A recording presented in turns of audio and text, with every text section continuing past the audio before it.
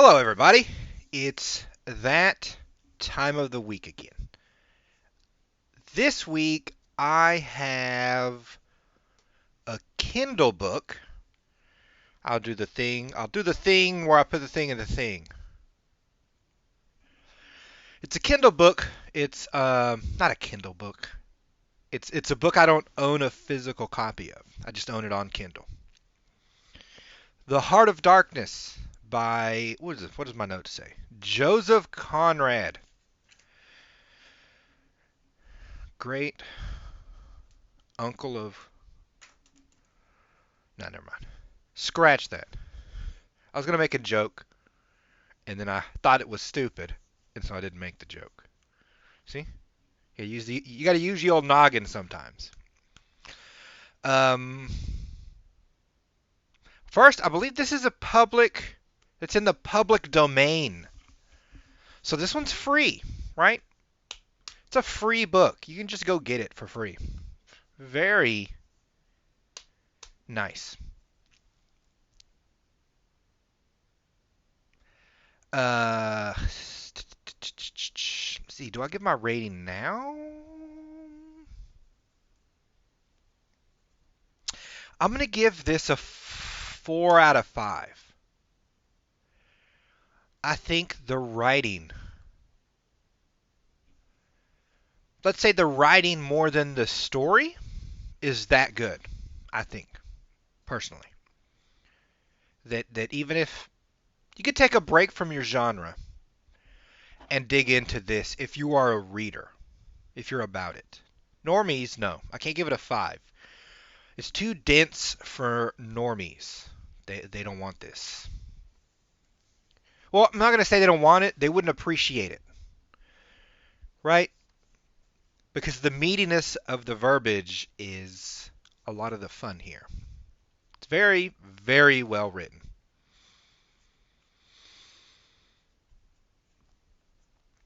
Um, bu- bu- bu-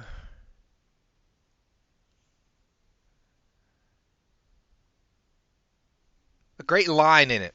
I just wanted to mention because I think about it a lot, even all this time after I have read it. He says, and he says, I don't want to bother you much with what happened to me personally, he began, showing in this remark the weakness of many tellers of tales who seem so often unaware of what their audience would best like to hear. I'm like, I don't know how many times I think of this when when somebody's talking, when I'm reading a book, I'll just read a random book and I'll be like, I don't care about what's happening here. I care about what's happening over there. So often I think of this line in particular. In any case, it gets us into how he's telling the story. It's a first person storyteller, if that makes sense. A lot of times, first person will be, and I lift my left arm and I reach for the pen, I pick it up and I click it. Really, right? Where I don't think that's really the right way to do it. It doesn't add anything. It's very, I wouldn't say too descriptive, but it's unnecessary descriptions. Nothing about me raising my arm and grabbing that pen tells you anything about me as a character, right? So what he does here, Joseph Conrad, is he's using that sort of first person, but in more of a storyteller type of way, right? He said at one point, a person sat and held up their left arm. But then he's like, so that he looked like a Buddha with his legs crossed, but without the lotus, right? These other things are now filling out the story. Buddha, without the lotus, European, right? These kind of words start to build out in my mind, in my reader's mind, things, right? Feelings. You feel a certain way when you hear Buddha versus, you could have said holy man, indigenous shaman. You could have said a lot of different things, but he didn't. He chose Buddha. Those choices start to have this effect, start washing over me.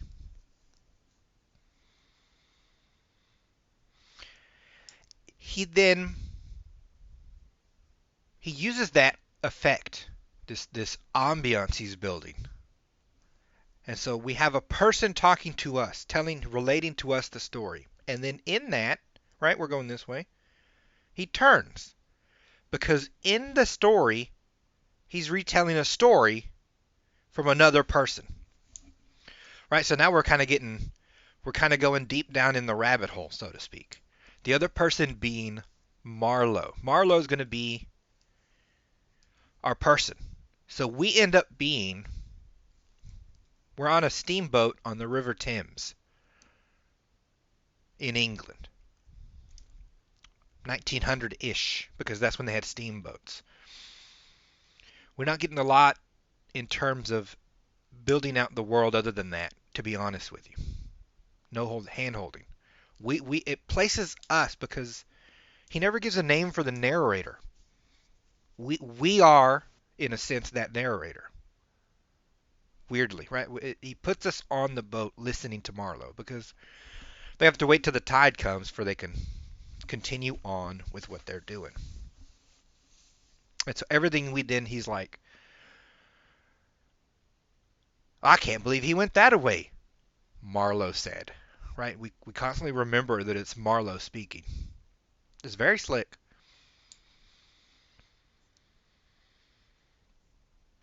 Another thing that's key, I think, to all books, but that he does, that's very important in this one, because of that style, is individual distinction between who's actually speaking. Not just quotations, right? We don't just do quotations. But I think after you read the book, you could grab a line randomly and know, almost by ear, that was Marlowe speaking. That was the narrator. That was the Swede or whatever, right?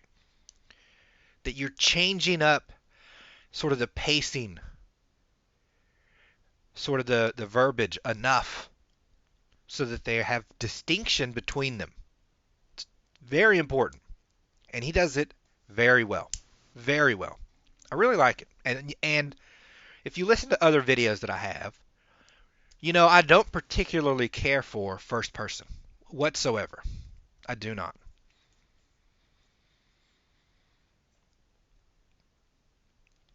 So Marlowe's sitting there and he's going to have this long story that he wants to tell. And then we start to build up, what the thing's about. Marlowe describes himself as a knight errant. These are the Knights of the Round Table, where they have to go and do adventures, right? So already. And it builds slowly for such a short book, because it's not that long. It builds this, what do I want to say? You know how like a horror movie, like just to start it, something about the angle of the shot, or how dark it is, or something? The how long it lingers on the house? Something starts to be offsetting to you. This does the same thing. not for horror reasons. It's not a horror book. There aren't jump scares. But it wants to give this otherworldly kind of feel, right? There's something is going to be happening that is not normal, right? And he slowly turns that pan on and lets the heat build in the reader. He just slowly. And these words are types. Knight errant. That he says that he had in his mind to these adventures, but that the world's all been mapped, except for a few dark spots. Antarctica being one, but he couldn't go there. And he says, in looking all over these maps, he saw one particular river in South America, or some such place. They don't even really say where this river is. Could be the Congo. Could also be South America. He says it gives him a kind of a mystical feeling. He says like the river was like some immense snake uncoiled, right? And again, the descriptors laying one on the other. It's snake, mystical, knight errant, dark. It gives us some foreboding, I would say. I think that's the right word.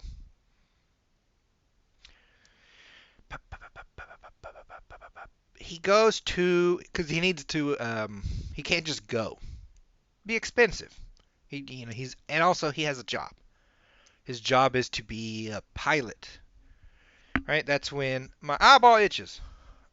Uh, okay, I'm not blind. That's when you would just like drive the ship, right? They'd hire out captains. It's kind of like an 18-wheeler, a big rig driver or something. But more expensive because boats are very expensive. So he goes to what they call the company, and he says the company had certain trading interests, and he got himself up in there. And it made me think of what was it? The East India Trade Company, right? And I was just imagining. Can you imagine being those guys? It's kind of wild, where you sign up, you whatever, you're from Reading or whatever, one of these. I don't know what's on the coast.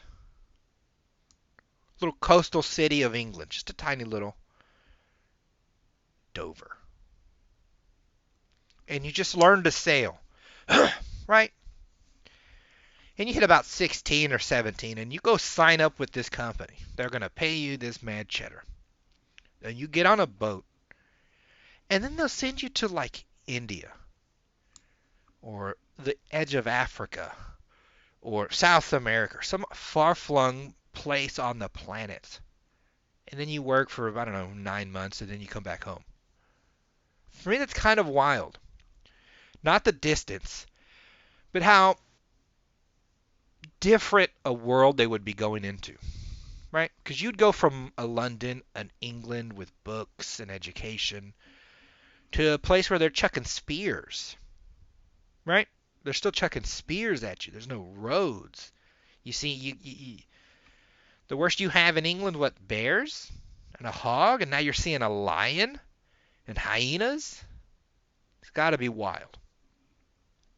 And it'd be wild just to sort of pick up that kind of a job, that kind of a way to make a living.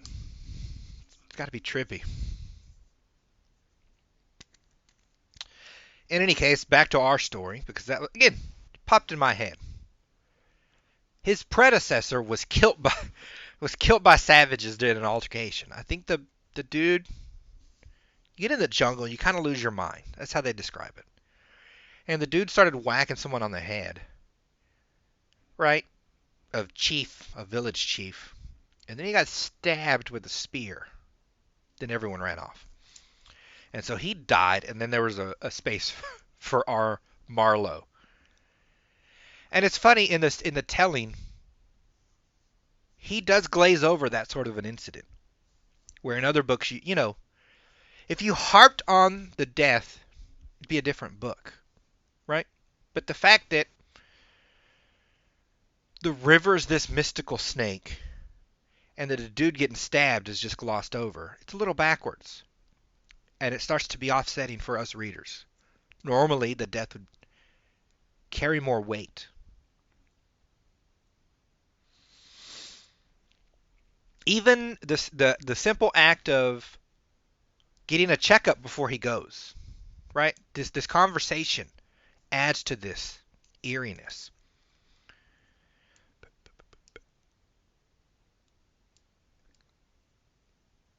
Did I write that little quote down? Hold on. Checking my notes.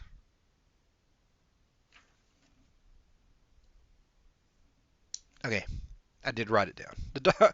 The doctor asks, he goes, I always ask leave, in the interest of science, to measure the cranium of those going out there, he said. And when they come back too, I asked. Oh, I never see them, he remarked. And moreover, the changes take place inside, you know. He smiled, as if at some quiet joke. Right?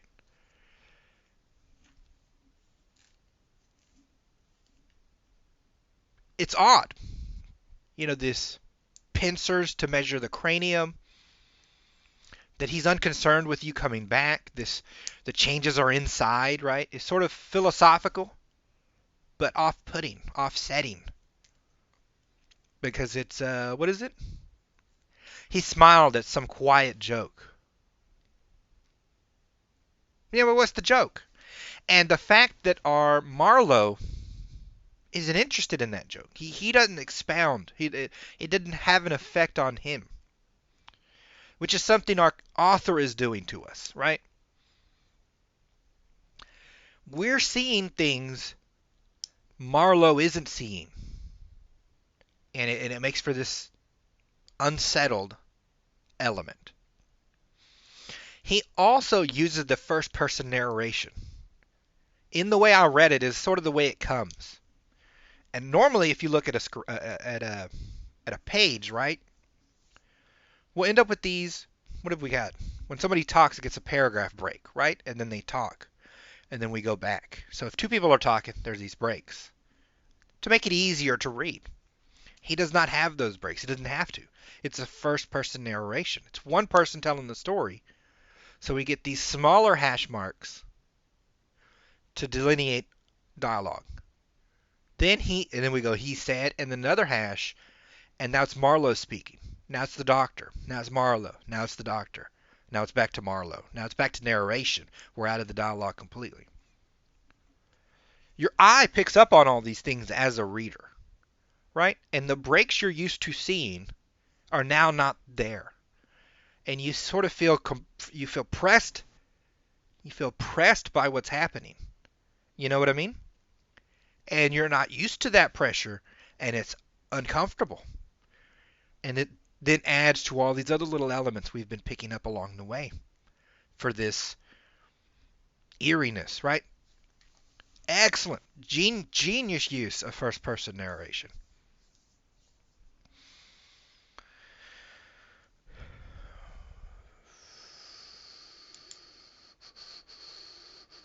Hold on, where did I put that? Okay. So he's on a boat, and he's heading out to his mysterious river. And here he then adds, he being our author then adds to that divide we were already feeling. Because the way he describes it, again, it's more elaborate than I'm going to put it, obviously. You should go read the book. The way he describes it, the boat becomes the real world. It becomes civilization. And the coastline, as it's passing along, becomes this otherworldly thing. Kind of like if you were in a car, the blur of everything going past you, that starts to not be the real world. The conversations, the music playing in the car becomes this little encapsulated world, right? He sort of does the same thing, but on this steamboat. He even has, at some point, a man of war. It's one of these big old wooden ships with cannons, just firing cannons into this darkness of this jungle. And he describes like the all this flash and this bang and this smoke, and this little projectile just going and just disappearing into the woods, into the jungle, and it doesn't matter. It did nothing. It's still as ominous as it was. The things stand. It becomes this other world. And then in that sense, you as a reader know he's heading into that world. That's the point of his movements. But that we start to establish this almost more concretely. Very slick. He gets into the jungle. He's at some outpost. He's going to go check in. And he describes the state of some of the black people there.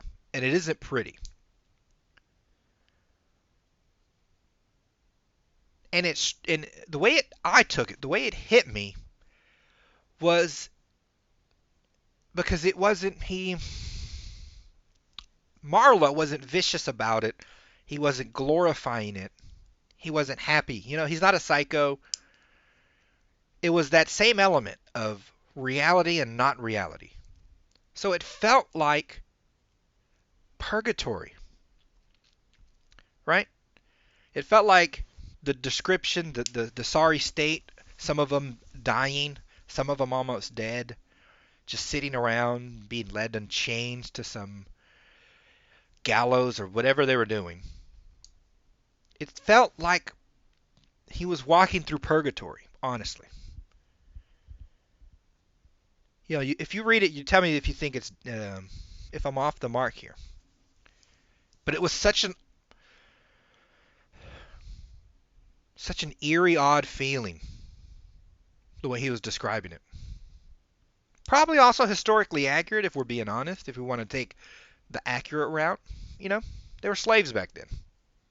And he does make some commentaries about how they were all legally gotten people, right? And it's just, you could tell he doesn't approve, right?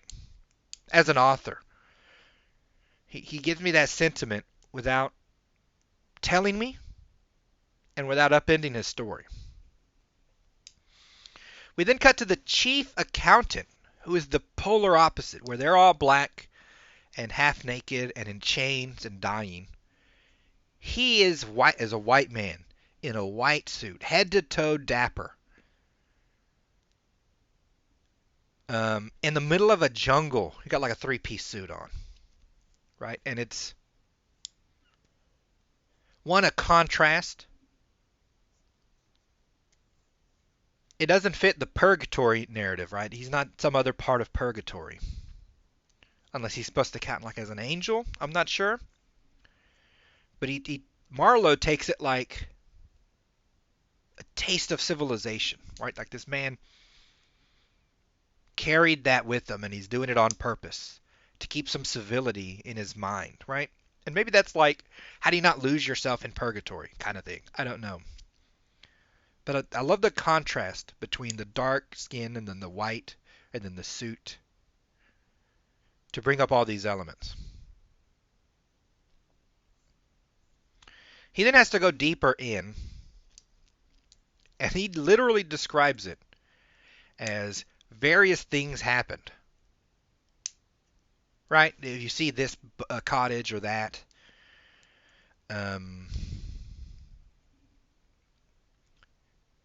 that's how a trucker would talk to you, right?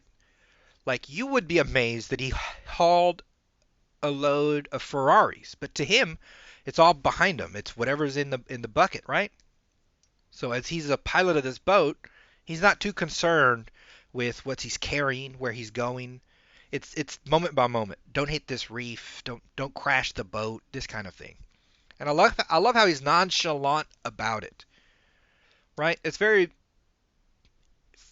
even for how old the book is, it's very relatable. If you do a thing every day, it can be very nondescript in your mind, right? Where you only start to remember the spikes. The workday was the same old, same old. But this, when Margaret came and threw a pie at Dan, you're like, whoa, right? That becomes the day. And you almost don't feel the hours leading up to the pie, and you almost don't feel the ones after, because it's just so charged with this event that you just remember these spike events. And months can go by, right? You see someone very cool, very interesting once a month, and the time in between those meetings is almost goes by in a flash. But then the meetings felt like this long. It felt like the month in the 30 minutes. This kind of thing. He has the same sort of descriptions about the work he's doing. Various things happen, right? And this is months. Months can go by in the story covered just by that. Very cool. Mm-mm-mm-mm. After some time now, we start to hone in on a larger point. He keeps up with this sort of separation, this jungle, the boat, and it grows. When he gets in his mind to go speak with a Mr. Kurtz. The way this man's introduced is very, very slick. Conrad, Joseph Conrad, our author, half mentions the name, and then like 2 or 3 pages go, and half mentions again, and then another couple pages, and some other stuff, and then again. So that by the time we get to this part in the book, we're fairly deep in, and we are in like the same boat, so to speak, as Marlowe. When this last person, they're trying to like do something in this boat, all this heavy work to do. It's stuck somewhere. And he's stuck there listening to this guy talk about Kurtz, who he met. And it just starts to build this mythos out of this person. And he and we want to now meet him. We get this idea in our heads almost at the same time. And then that's what carries us the rest of the way. No longer is it some stuff happened. Now it's everything is leading me to Kurtz. It's his overriding thought. Whatever else happens, whatever else he's carrying, when he leaves pilgrims at this place and he sees these cordial meetings between people, happy faces, savages, whatever it is, he starts to not care. Kurtz. He's just this march towards Kurtz, right?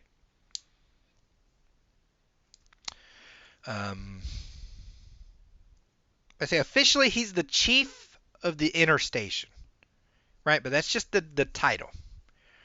The guy a guy describes him. He goes, "He is a prodigy," he said at last. "He is an emissary of pity and science and progress and devil knows what else."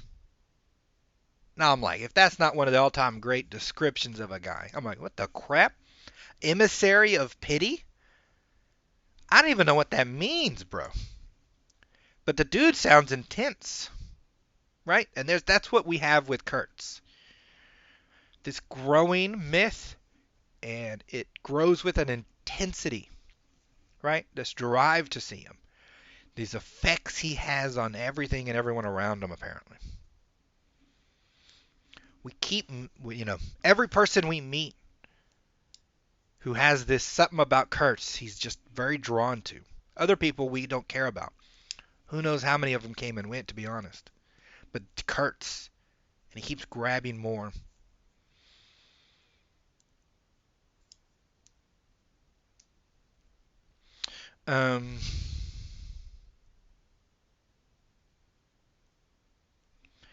At some point, because that's all he's thinking about, he gets it in his head that this is no longer going to be a normal meeting.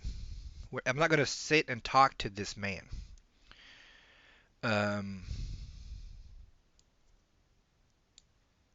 He says their meeting is beyond the bounds of his control or meddling. It's almost like, what is it? It's fate, drawing him in as he floats down this river, right? The current of, what is it? The current of fate has grabbed him as he literally floats down this river. It's a pretty cool. He doesn't say it that way. That's how you think it. But it's a very cool little way to show it and put it. So that like what's happening to him on the boat is what's happening to him sort of metaphysically, the rivers of fate. This kind of thing. Very cool.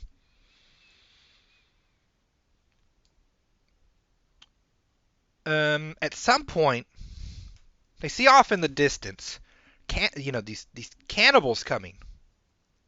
Sort of how they're described, rowing these big boats, and everyone on board's freaking the crap out. And he says they just get close and then don't do anything. He's marveled by the restraint they had. But I think it's feeding in his mind that same idea of fate, this fated meeting he's heading towards with Kurtz. That something about fate has stopped savages who would look at him as nothing but a meal, not want to eat, right? Not a few pages later, we have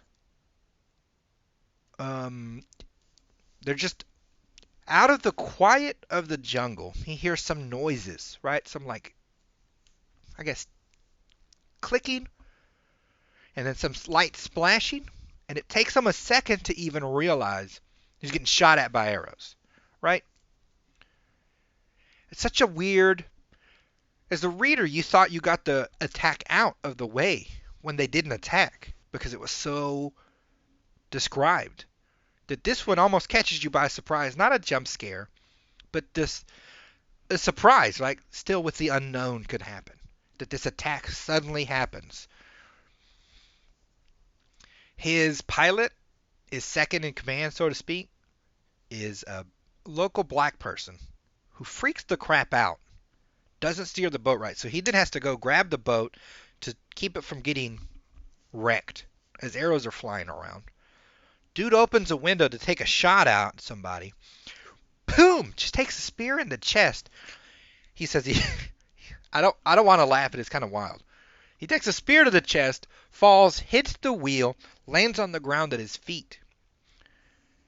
And it's just the way he describes the eyes of this person looking at him. And that he had to tear his focus away to steer the ship. It's a wild, it comes out of nowhere. And it's heavy, right? Because somebody died. Spear in the chest and all. His shoes are getting full of blood, so that he chucks them overboard at some point.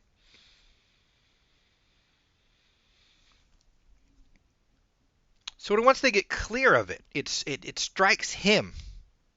The way, this is sort of why I laughed. Because you get a sense that the shock he should have had at seeing this man stabbed through the chest with a spear, he doesn't have. His only concern, he realized his only concern at the moment was, will this affect him meeting Kurtz? That's how wild it is. He'll use people to tell you about Kurtz. Then he'll use situations to bolster the myth of Kurtz. Just constant, these waves upon waves of this mystical person.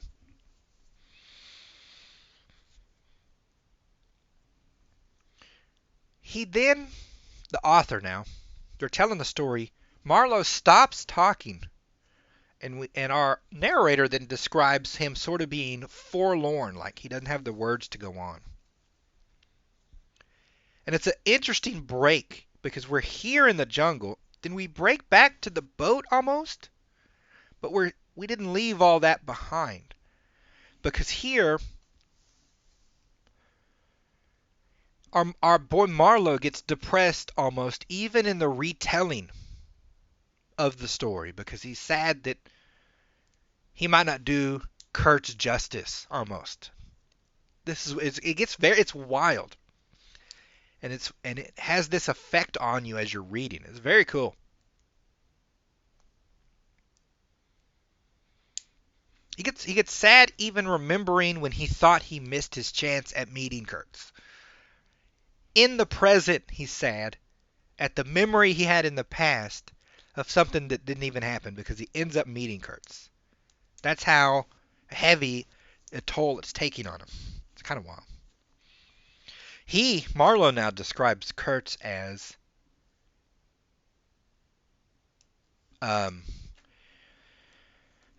what do they say of him? He says, how many powers of darkness claimed him for their own? And I'm like, what is this guy, right? Do you start to wonder, like, is he even... No, you never start to wonder, is he real? You do know he's a real person. It's just this... You're there with Marlowe. You're there in this separation. Like, how do I describe to civilized people this place beyond reality, right? They go to a spot he was at, and they find a buttload of ivory. And then we're like right close to Kurtz. And it hit me, and I actually had to look it up. The book was written in 1902. I think it was written in 1902 or 1906 when it was published. And we sort of got the cult of personality, right? That's what's happening here. But what's wild is when you start reading off a bunch of this about Kurtz in this last section, I swear if you're reminded of Hitler. Kurtz is German, right? He wants, because he has an obsession with all the ivory, right? He only wants the white ivory, nothing else. He even almost kills a guy because he finds out he has some ivory. They get to the spot he had, and they're like, I'm sure this is all the ivory on the continent. It's so much ivory.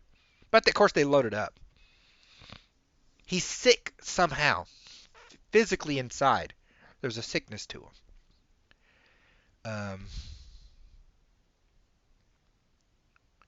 At some point, the company wants to cut ties with Kurtz because they don't like his methods. And that got me thinking, because there's a lot of side note, there's a lot of conspiracy theories around Hitler. IBM, Volkswagen, maybe the CIA, all affected by Hitler. And they would use him at some point, and then at some point they got clear of him, right? There's something to do there. Or sort of like, what do we say? The industrial military complex was happy when he was starting wars and making money, which, if you go back in real life, there were a lot of people fine selling Hitler stuff. There were a lot of people happy with Hitler at the time. And only afterwards did they change their minds. That's historically. That's not now conspiracy theory. That's historically accurate. He constantly says of Kurtz, Europe made him, and that he has a lot to do with Europe, and that what did I can't run my own. His assets in Europe are affirmed. They keep saying this, like you have Europe, and at a point, Hitler did have Europe, right? Wasn't able to hold it because he's crazy. But then it's wild to me how tied, and it's always about his voice, and if you could have heard him speak, and how entranced people become, even as they're trying to get him out. They're trying to get him out of the country to go back to civilization. He's earned it. He's Kurtz. He's just like on laying down, just on a sick bed, and he'll say a word or two. And even Marlowe's describing it as like, it's not about what he said, it's how he said it. The tenor of his voice, that it just pierced into you, right? And that Hitler had this thing too, where he could just speak to people and it just enthrall them. And to me, it's so wild how close, and if you read it, maybe you'll think different, but I swear it's there. How tightly you can weave Hitler to this in a story that was written before there was a Hitler. Right? Hitler wasn't Hitler till the 40s. It's very, that's just good writing, because I bet in 50 years someone might say the same thing about a Putin, right? Or some other tyrant that shows up in ye old world. Because they all end up being that cult of personality, right? That's the root. So Conrad could have been thinking of someone way in the past, some Nero or some mess like this. I don't know. But it hit me. I'm like, oh my God, this guy could be Hitler. And that he's like, there are conspiracies that he snuck out and lived in South America, that he didn't die, and that maybe I'm on this river in South America. It's all kind of wild. It's really trippy. In the end, Marlowe returns to civilization. And he is all changed. Oh, Marlowe found some writings of Kurtz and that he wanted to take, and they're precious to him. And I'm like freaking Hitler's writings? What is Mein Kampf? It really does. It really, really ties there really tightly. It's trippy, bro. If he wrote this after Hitler, you'd have said he's talking about Hitler. But he wrote it before, unless I'm mistaken. In the end, he goes to talk to a lady. Apparently Kurtz's lady friend. Sort of because he feels like he owes it to Kurtz to do this.